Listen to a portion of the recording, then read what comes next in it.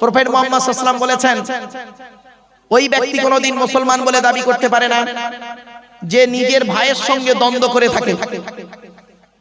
যে ব্যক্তি 3 দিনের বেশি কথা না বলে একে অপরের সঙ্গে, মুসলমানের সঙ্গে যদি কথা না বলে, ওই ব্যক্তি কোনোদিন মুসলমান বলে দাবি করতে পারে না। 3 দিন তো দূরের কথা, 30 বছর কোনো কথাবার্তা নেই। ভাই জমি জায়গা নিয়ে ঝগড়া হয়েছে, ভাই কিছু দিলে সেটা ফিরিয়ে দেয়। খবরদার এটা করবেন না। ভ্রাতৃত্ববোধটা হলো সবথেকে ইসলামের বড় জিনিস। আত্মীয়তা বিচ্ছেদ করা হলো হারাম। কোরআনে বলা হয়েছে আত্মীয়তা বিচ্ছেদ কেউ করবেন না। হিন্দু মুসলিম কাঁধে কাঁধ মিলিয়ে চলবেন, একে অপরকে ভালোবাসবেন, একে অপরের বিপদে ঝাঁপিয়ে পড়বেন। দলিল কোরআনে আছে, বাপ ওয়াবুদুল্লাহা ওয়া লা তুশরিকু বিহি শাইয়্যা ওয়া বিল ওয়ালিদাইনি ইহসানা ওয়া বিযিল কুরবা ওয়াল ইয়াতামা ওয়াল মাসাকিন ওয়াল জারি যিল কুরবা ওয়াল জারিল জুনুব ওয়া সাহিবি বিল জামবি ওয়া বিনিস সাবিল ওয়া মা মালাকাত আইমানুকুম। পবিত্র কোরআন সূরা নিসা 36 নম্বর আয়াতে প্রতিবেশীর উপকার করতে হবে। এজন্য আপনাদেরকে আমি অনুরোধ করে বলে যাচ্ছি, এটা মাথায় রাখুন। আল্লাহর আলোচনা করেছি, নবীর সংক্ষিপ্ত আলোচনা আপনাদেরকে বললাম, প্রফেট মুহাম্মদ সাল্লাল্লাহু আলাইহি ওয়াসাল্লামের কিছু আদর্শ তুলে বাস্তব জীবনের সঙ্গে একটু মিল দিয়ে দিলাম।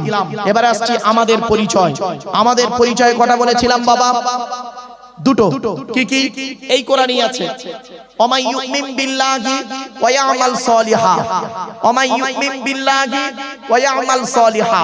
পবিত্র কোরআন 28 নম্বর পারা 16 নম্বর পৃষ্ঠা 2 নম্বর লাইন, সূরার নাম সূরা তাগাবুন আয়াত নম্বর 9 আল কোরআন।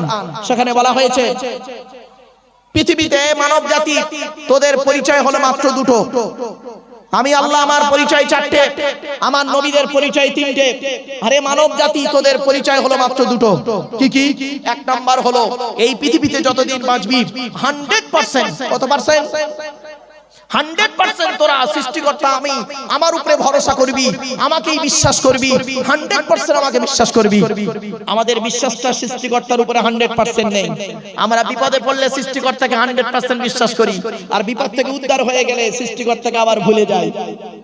ঠিক না ঠিক? প্রমাণ অনেক রয়েছে, অনেক প্রমাণ দিতে পারবো ইনশাআল্লাহ।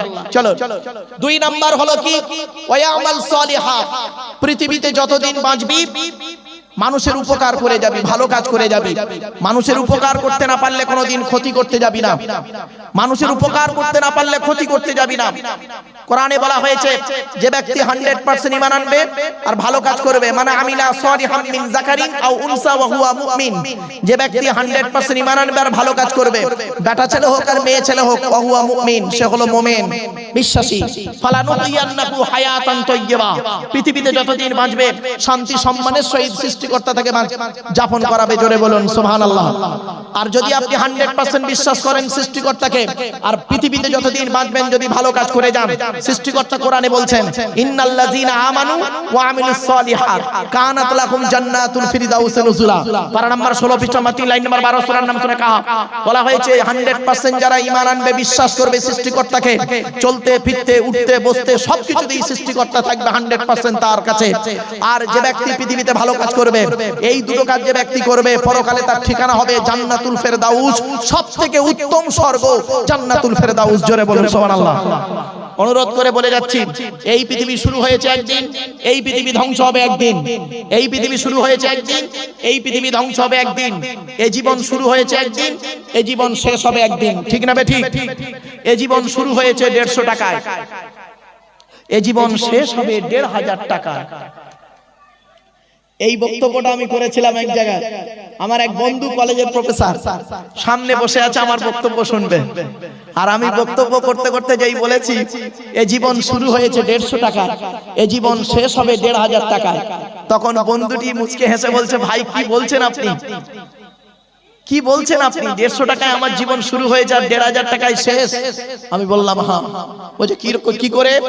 কত লোকের সামনে আমি তখন বলেছিলাম, বন্ধু যেদিন মায়ের পেট থেকে এসেছিলে সেদিন সবথেকে দামি কাপড়টা কে কিনে দিয়েছিল? তা বলছে আমার আব্বা। আমি বললাম তার দাম কত হতে পারে? বলছে 100 থেকে 150 টাকা। আমি বললাম কাপড়টা নিজে পরতে পেরেছিলে? বলছে না না না, তা আবার পারি, অন্যই পরিয়ে দিয়েছিল। সৃষ্টিকর্তা বলছে এই পৃথিবীর মানুষ, বাদুড়িয়ার মানুষ, হিন্দু মুসলমান, তুই যেদিন মায়ের পেট থেকে এলি সেই দিন যে কাপড়টা পরলি তার দাম 150 টাকা, নিজে পরতে পারলি না, অন্যই তোকে পরিয়ে দিল।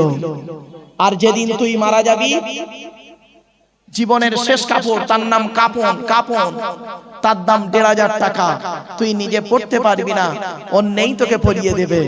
এ জীবন শুরু হলো ১৫০ টাকায়, এ জীবন শেষ হবে ১,৫০০ টাকায়।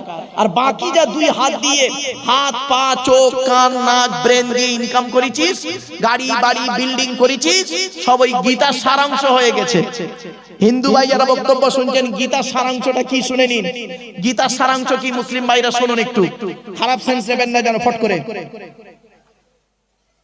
যা নিয়েছো, যা হয়েছে তা ভালোই হয়েছে, যা হচ্ছে তা ভালোই হচ্ছে, যা হবে তা ভালোই হবে। কি হারিয়েছে তোমাদের? তোমরা কাঁদছো, যা নিয়েছো এই পৃথিবী থেকেই নিয়েছো, যা দিয়েছো এই পৃথিবীতেই দিয়েছো।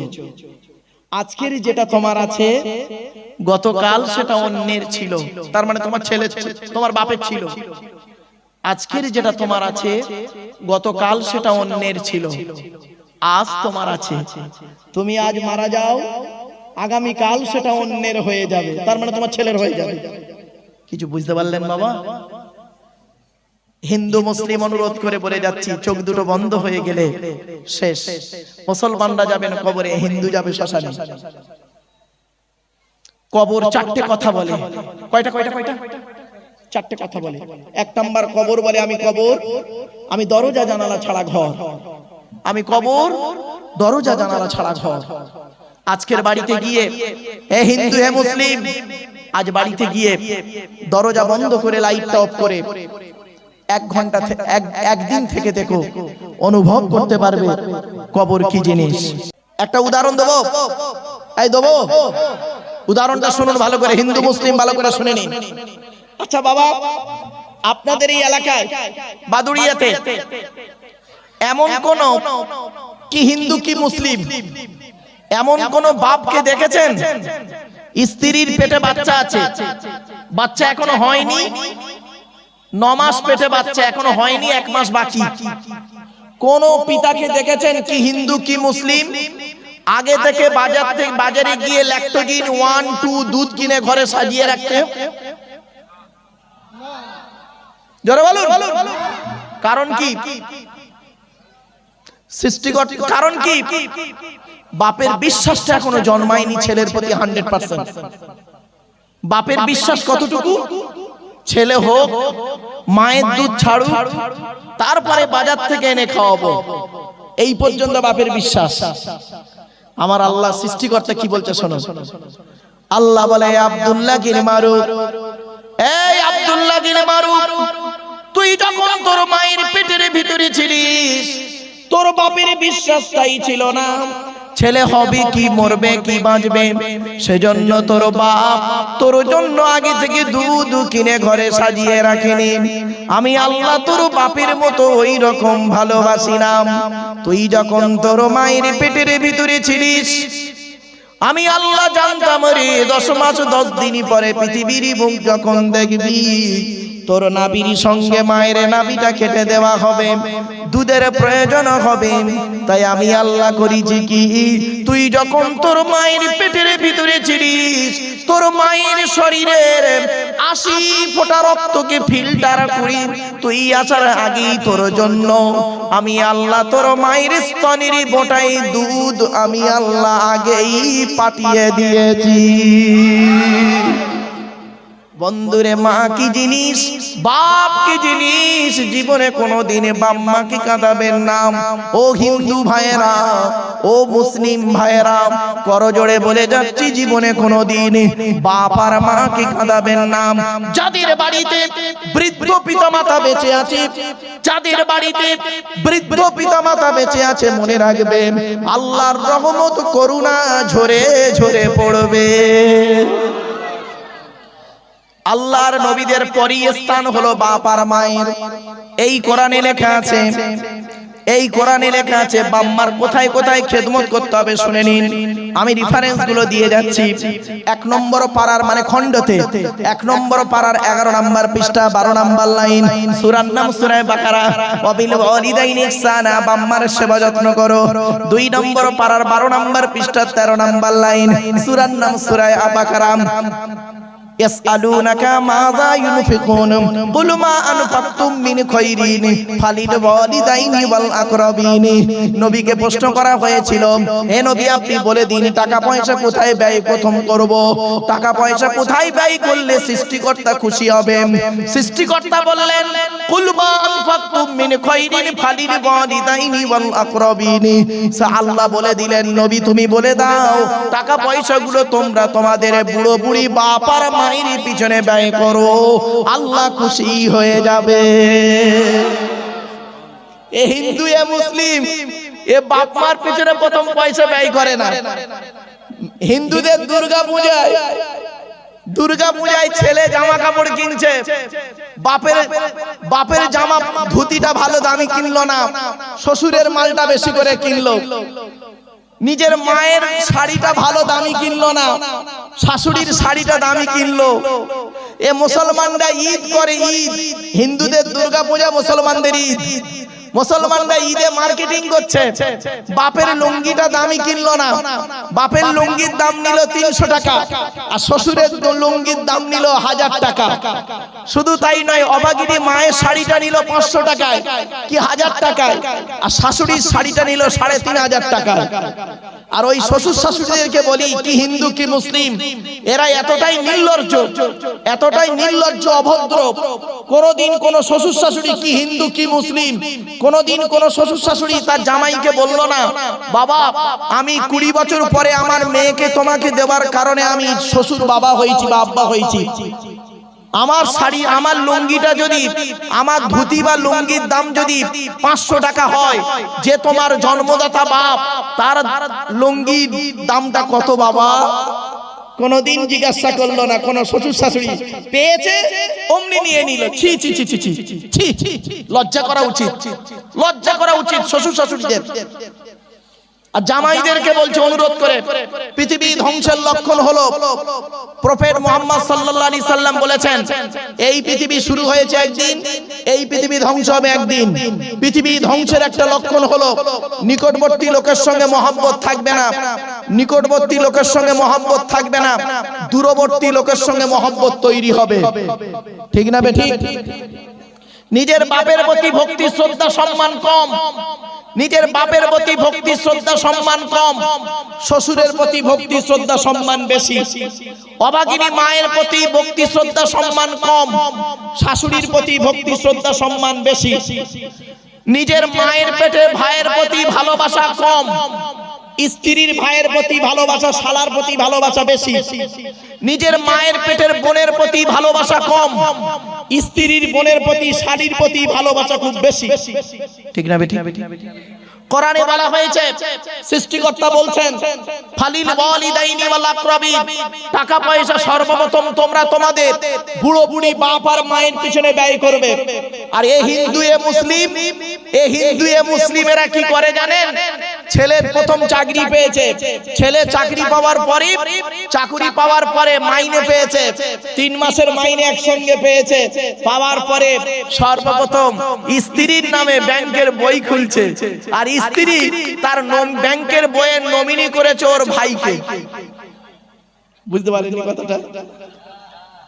ওর বইয়ের নামে ব্যাংকের বই খুললো আর বউ নমিনি করলো তার ভাইকে। ছি ছি ছি ছি ছি ছি। এ হিন্দু এ মুসলিম, বিবেককে প্রশ্ন করো, বিবেককে প্রশ্ন করো। আরেকটা কথা আপনাদের বলছি, ফর্সা রং তৈরি করার মালিক কে? জোরে বলুন। কালো রং তৈরি করার মালিক কে?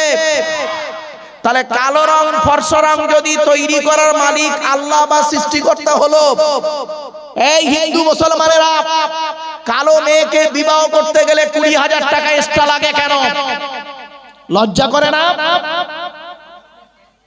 এই কোরআনে লেখা আছে এই কোরআনে লেখা আছে ومن آياته خلق السماوات والأرض واختلاف ألسنتكم وألوانكم 21 নম্বর পারার 5 নম্বর পৃষ্ঠা 7 নম্বর লাইন সূরার নাম সূরা রুমের মধ্যে বলা হয়েছে, হে মানব জাতি, এখানে হিন্দু মুসলমান কোনো পার্থক্য করেনি, হে মানব জাতি, আমার নিদর্শনগুলির মধ্যে থেকে একটা নিদর্শন হলো তোদের গায়ের রংটা আমি সৃষ্টিকর্তা আলাদা করেছি, তোদের মুখের ভাষাটা আমি সৃষ্টিকর্তা আলাদা করেছি। তাহলে কালো মেয়েকে বিবাহ দিতে গেলে কেন এক্সট্রা 20,000 টাকা লাগে? কালো মেয়েকে বিবাহ দিতে গেলে দেখবেন কি হিন্দু কি মুসলিম মেয়ের বাপের মাথার চুল উড়ে চলে যায়, ঠিক না বেঠিক? প্রফেট মুহাম্মদ সাল্লাল্লাহু আলাইহি ওয়াসাল্লাম বলেছেন, প্রফেট মুহাম্মদ সাল্লাল্লাহু আলাইহি ওয়াসাল্লাম বলেছেন, কোন পুরুষ যদি কোন নারীকে অর্থের লোভে বিবাহ করে, আল্লাহ পাক তার অর্থটা নি করে দেবে, ও টাকা বেশি দিন থাকে না। কোন পুরুষ যদি কোন নারীকে রূপের লোভে বিবাহ করে, সৃষ্টিকর্তা তার রূপটাও বেশি দিন রাখবে না। ধরুন 16 বছরের সুন্দরী নারীকে বিবাহ করলেন, বাদরিয়া যুবক 16 বছরের অতীব সুন্দরী নারীকে বিবাহ করলে 4টে বাচ্চা হয়ে যাওয়ার পরে দেখবে গালটা তুবড়ে বসিরহাট থেকে বারাসাতে চলে গেছে, রূপ কোথায় গেল? প্রফেট মুহাম্মদ সাল্লাল্লাহু আলাইহি ওয়াসাল্লাম বলেছেন, বুদ্ধিমান পুরুষ হলো সেই যে নাকি সৃষ্টিকর্তাকে খুশি করার জন্য, নবীর সুন্নতকে আদায় করার জন্য নিঃস্বার্থভাবে একটা মেয়েকে বিবাহ করবে, সুখের দিনে সুখটা ভোগ করবে, দুঃখের দিনে দুঃখটা সহ্য করে সৃষ্টিকর্তার আরাধনা উপাসনা করে পৃথিবীর জমিন থেকে চলে যাবে। ওটাই হবে ওদের জন্য স্বর্গ বা জান্নাত। জোরে বলুন। আর একটা প্রশ্ন করছি,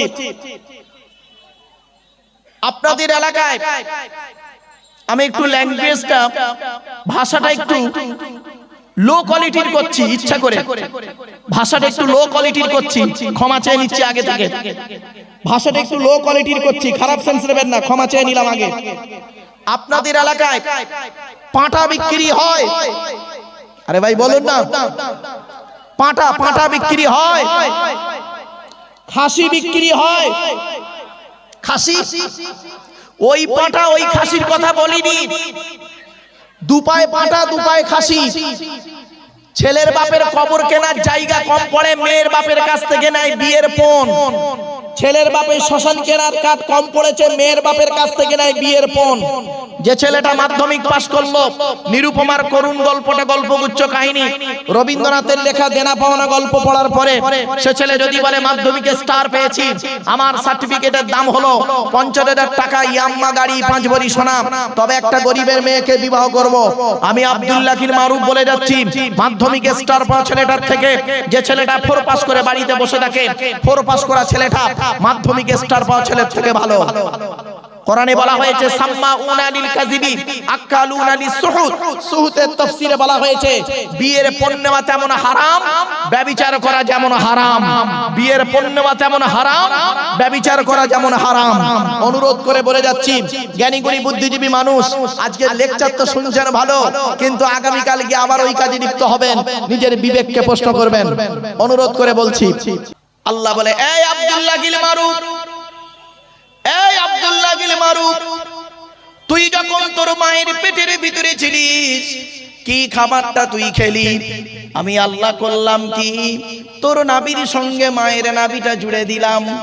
ইচ্ছা করলে মায়ের পেটের ভিতরে ওই পানিটাকে আমি আল্লাহ তোর মুখ দিয়ে খাওয়াতে পারতাম, কিন্তু না না না, ইন্নাল্লাহা ইউহিব্বুল মুতাতাহহিরিন, আমি আল্লাহ হলাম পবিত্র, তাই পবিত্রতাকে অত্যন্ত ভালোবাসি বলে মায়ের পেটের ভিতর থেকে তোদের প্রত্যেকের মুখগুলোকে পবিত্র করে পাঠিয়েছি একটাই কারণ, পৃথিবীর জমিনে এসে পবিত্র জবান দিয়ে আমি আল্লাহ আমাকে আল্লাহ আল্লাহ বলে ডাকবি। যে আল্লাহ আমার আপনার মায়ের পেটের ভিতর থেকে মুখটাকে পবিত্র করে পাঠালো, কি হিন্দুর বাচ্চা কি মুসলমানের বাচ্চা, কি দাড়িওয়ালা কি বেদাড়িওয়ালা, কি শিক্ষিত কি অশিক্ষিত, মায়ের পেটের ভিতর থেকে সে পবিত্র জবানটা এনে নিচের জিনিসটা সব সময় মুখে লেগে আছে, ঠিক না বেঠিক? আর একটা কমন শব্দ বলে কি জানেন, হিন্দু মুসলিম সকলেই বলে কমন শব্দটা, শোনেন, শালা। কথায় কথায় শালা বলবে, তুই কোথায় থাকিস বে শালা, মানুষ না শালা অন্য কিছু, শালা পাগল কথা করে, লেখাপড়া করে চাকরি পাবি, এ শালা বক্তা কি বলছে শালা বুঝতেই পারিনি, চল শালা বাড়ি চলে যাই। এই তালবের সহায়কার লয়াকার সালাপ, দন্তের সহায়কার লয়াকার সালাপ, তালবের সহায়কার লয়াকার সালাপ, দন্তের সহায়কার লয়াকার সালাপ, মোদানোর সহায়কার লয়াকার সালাপ। কসালা হলো 3 সালা। চলো বাবা একটা সালাদ ধরি। তালবে সহায়কার লয়াকার সালাম। এ শালা শব্দের অর্থে শালা মানে হচ্ছে, এ শালা মানে ওই স্ত্রীর ভাই শালা নয়, ওটা হলো শ্যালক থেকে সালাম। তালবে সহায়কার লয়াকার শালা শব্দের সঙ্গে যদি কিছু জুড়ে দেওয়া হয় মানে হয় কি শুনুন, পাঠ সালাম, কর্ম সালাম, ধর্ম সালাম। শুধু তাই নয়, এরপরে দুনিয়ার মানুষকে অনুরোধ করে বলে যাচ্ছি, এ বাদুড়িয়ার মানুষেরা করজোড়ে বলে যাচ্ছি, হিন্দু মুসলমানদেরকে করজোড়ে বলে যাচ্ছি, খবরদার জীবনে কোনোদিনই হিন্দু মুসলমান মারামারি করতে যাবেন না। একই আকাশের তলায় থাকি, একই কলের জল খাই, একই সূর্যের আলো গায়ে লাগাই, একই চাঁদের প্রতিফলিত রাতে ব্যবহার করি। শুধু তাই নয়, প্রতিফলিত রশ্মি রাতে ব্যবহার করি, একই রাস্তায় হাঁটাচলা করি, একই মিষ্টির দোকানে খাবার খাই। কিসের মারামারি আপনারা করেন? খবরদার নয়, হিন্দু মুসলমানের কাঁধে কাঁধ মিলিয়ে চলুন, একে অপরের সহযোগিতায় ছুটে বিপদে ঝাঁপিয়ে পড়ুন। একে অপরের বিপদে ঝাঁপিয়ে যদি পড়েন, হিন্দু যদি মুসলমানের বিপদে ঝাঁপিয়ে পড়ে, মুসলমান যদি হিন্দুর বিপদে ঝাঁপিয়ে পড়ে, কোথায় স্বর্গ কোথায় নরক কে বলে তা বহুদূর। মানুষের মাঝে স্বর্গ নরক, মানুষেতে সুরাসুর। ভাই এটা বন্ধ করতেন তো। একবার দরুদ শরীফ। আল্লাহুম্মা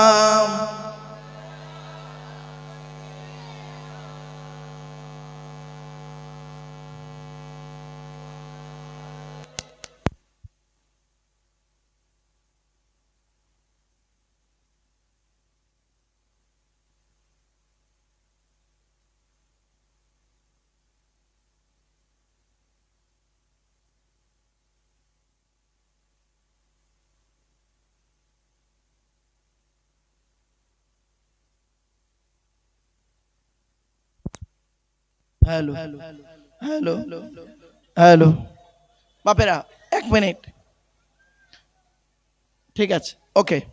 আর কেউ ডিস্টার্ব করবেন না বাবা, একটু ধীর স্থিরভাবে আমার কথাগুলো বলার সুযোগ দিন। আপনারা মনোযোগ সহকারে একটু শোনার চেষ্টা করুন। আশা করি আপনাদের এখানে বসাটা লস হবে না। অনুরোধ করে আপনাদের করজোড়ে বলছি, বাপ একটু ধৈর্যের পরিচয় দিন। সৃষ্টিকর্তা বলছেন, কি হলো? ও আরেকটা দেবে নাকি? একটা হবে না? আচ্ছা, দুটো দিলে আবার অসুবিধা হয় তো, এদিক ওদিক করতে হবে। আচ্ছা ঠিক আছে, ঠিক আছে বাবা, ঠিক আছে, তোমার যেটা ভালো হয় করো। আচ্ছা বাবা চলেন।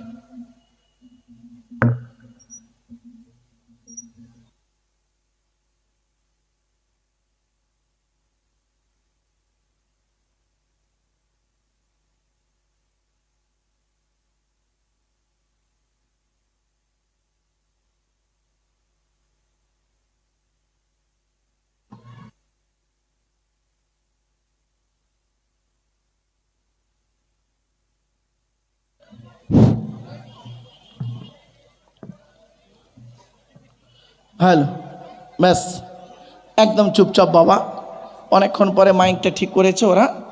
যাই হোক, সৃষ্টিকর্তা বলছেন, এই পৃথিবীতে যতদিন তুই বাঁচবি, যতদিন তুই বাঁচবি, মনে রাখবি আমাকে সঙ্গে রাখবি, যেখানেই যাবি আমি যেন তোর সঙ্গে থাকি। মনে রাখবি কেউ নেই মানে সৃষ্টিকর্তা আমার সঙ্গে আছে।